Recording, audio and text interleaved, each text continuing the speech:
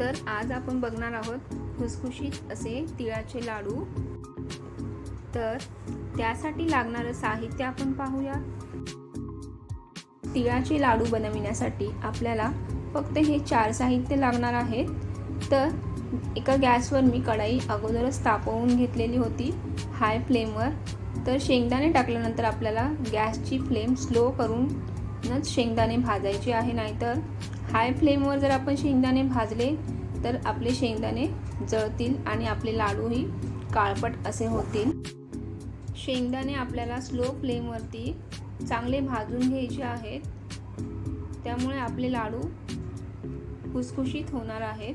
तर आता मी इथे तीळ टाकून भाजून घेऊयात। गॅसची फ्लेम आपल्याला स्लोच ठेवायची आहे।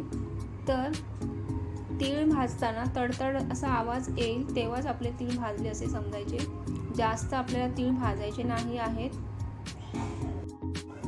तिळातील कॅल्शियम, मॅग्नेशियम आणि फॉस्फरस सारखे घटक हाडांसाठी पोषक ठरतात। थंडीच्या दिवसात तीळ खाण्याची सवय ठेवल्यास हाडं किंवा सांधेदुखीचा त्रास जाणवणार नाही। आपण आता इथे शेंगदाणे आणि तीळ भाजून घेतलेले आहेत। तर शेंगदाणे आपण थोडे जाडसर असे भरडलेले आहेत। मिक्सरमध्येच मी ह्याला भरडून घेतलेला आहे। तर पाहू शकता तुम्ही, अशा पद्धतीने मी शेंगदाणे भरडलेले आहेत, त्यामुळे शेंगदाण्याची टेस्ट फार छान लागते। तर इथे मी 1 ते 2 चमच आपल्याला घी सुद्धा लागणार आहे। तर गूळ मी 1 वाटी आणि ही जायफळ वेलची पावडर घेतलेली आहे। तर आता गॅसवरती मी एक कढई तापवून घेतलेली आहे। त्यामध्ये आपल्याला आता 1 ते 1.5 चम्मच घी घालायचा आहे आणि नंतर आपल्याला गूळ घालायचा आहे। घी टाकल्यामुळे गूळ आपला करपत नाही आणि छान वितळतोही। गूळ टाकल्यानंतर आपल्याला सतत हलवत राहायचं आहे। गॅसची फ्लेम आपल्याला स्लोच ठेवायची आहे। हाय फ्लेममुळे आपला गूळ लवकरच घट्ट होईल आणि गूळ जास्त घट्ट झाल्यामुळे कदाचित लाडूही आपले जास्त कडक होण्याची शक्यता आहे। तर पाहू शकता, गॅसची फ्लेम स्लो करून आपल्याला गूळ सतत हलवत राहायचा आहे वितळेपर्यंत।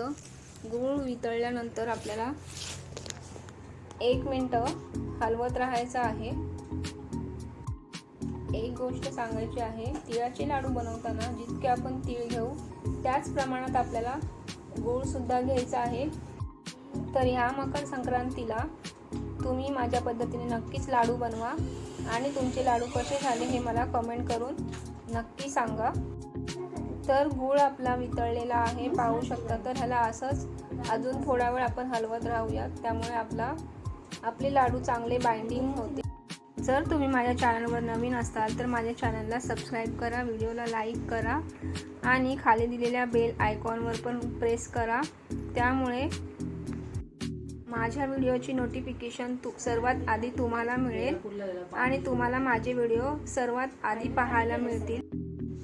आपण आता ह्यामध्ये तीळ घालत आहोत।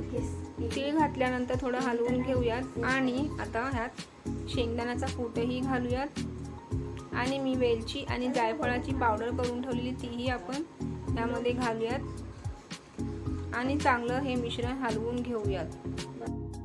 आता आपल्याला गॅस बंद करायचा आहे आणि हे मिश्रण चांगलं हलवून घ्यायचं आहे। हे मिश्रण चांगलं हलवून घेतल्यानंतर आपण लाडू बनवू शकतो। तर हे मिश्रण लवकर थंड होतं, त्यामुळे काय करायचं, एका पातेल्यामध्ये पाणी उकळून घ्यायचं आणि त्या पातेल्यावर ही कढई आपली ठेवून मग लाडू आपण बांधायला घ्यायचे। त्यामुळे हे मिश्रण लवकर थंड होत नाही आणि लाडूही छानपैकी बनतात। गूळ असल्यामुळे आपले हे मिश्रण लवकर थंडही होतं, त्यामुळे आपण थोडे लाडू बनवून पुन्हा आपण कढई गॅस स्लो करून गॅसवर ठेवून पुन्हा हलवून आपण लाडू पुन्हा बनवू शकतो। तर आता सर्व मिश्रण आपण एकत्र करून घेतलं आहे। तर आता मी कढई गॅसवरून खाली ठेवते आणि हाताला थोडंसं तूप लावून घ्यायचं आहे आणि तर हे मिश्रण थोडंसं हातावर घेऊन आपल्याला लाडू वळवायचे आहे। तर आपण कढई खाली उतरवल्यानंतर आपण जास्त लाडू काय करू नाही शकत, कारण हे मिश्रण लवकर थंड होतं गूळ असल्यामुळे. तर पुन्हा थंड झाल्यानंतर आपण पुन्हा कढई गॅस लो करून गॅसवर ठेवून पुन्हा हलवून घ्यायचं आहे आणि गरम झाल्यावरती पुन्हा आपल्याला असेच लाडू वळवायचे आहे. तर पाहू शकता लाडू किती छान पद्धतीने हाताला चटका न लागता वळवलेला आहे. तर अशा पद्धतीनेच आपण एक एक करून सर्व लाडू वळवून घ्यायचे आहे. आणि जर मिश्रण थंड झालं तर पुन्हा गॅसवर स्लो गॅस करून आपल्याला पुन्हा गरम करून घ्यायचं आहे आणि असेच लाडू वळवून घ्यायचे आहेत. तर पाहू शकता मी दुसराही लाडू त्याच पद्धतीने केलेला आहे. तर माझा व्हिडिओ तुम्हाला कसा वाटला कमेंट करून नक्की सांगा. आणि जर माझा व्हिडिओ तुम्हाला आवडला असेल तर शेअर पण नक्की करा आणि कमेंटमध्ये मला नक्की सांगा की माझे व्हिडिओ तुम्हाला कसे वाटतात. जर आवडत असेल तर पुढचे व्हिडिओ कोणते बनवू हे सांगायलाही तुम्ही मला मदत करू शकता.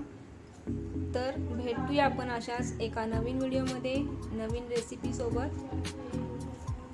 तुम्ही माझा व्हिडिओ पाहिल्याबद्दल खूप खूप धन्यवाद.